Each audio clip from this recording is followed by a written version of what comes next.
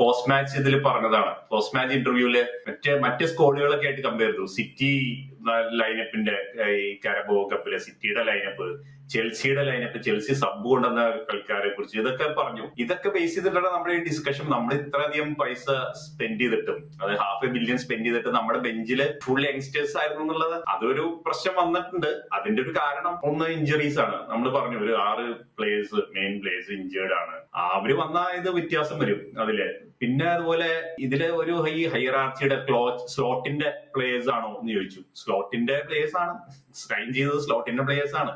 അതെന്താ വെച്ചാൽ slot manager അല്ല, കോച്ചാണ്, സ്പോർട്ടിംഗ് ഡയറക്ടർ ഉണ്ട്. ഇവര് ഒരുമിച്ച് ഡിസ്കസ് ചെയ്തിട്ടാണ് പ്ലേയേഴ്സിനെ സൈൻ ചെയ്യണത്. അല്ലാണ്ട് സ്ലോട്ട് എന്നിട്ട് സൈൻ ചെയ്യല്ല പ്ലേയേഴ്സിന്, അല്ലെങ്കിൽ സ്പോർട്ടിംഗ് ഡയറക്ടർ എന്നിട്ട് എനിക്ക് ഇഷ്ടമുള്ള ആൾക്കാരെ മേടിക്കുക, അങ്ങനെയല്ല.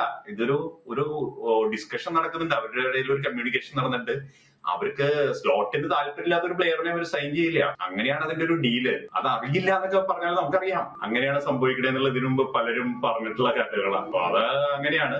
അപ്പോ ഈ ഒരു ഇതില് ചർച്ച ചെയ്ത് ഇപ്പൊ ഈ പറഞ്ഞ കോട്ട് വേറൊന്നല്ല, ഇഞ്ചറീസ് ബേസ് ചെയ്ത് മാത്രം പറഞ്ഞ കാര്യം, അല്ലാണ്ട് വേറൊന്നല്ല, വേറൊന്നാണെന്ന് എനിക്ക് തോന്നുന്നില്ല. അതാണ് എനിക്ക് ഫീൽ ചെയ്തത്.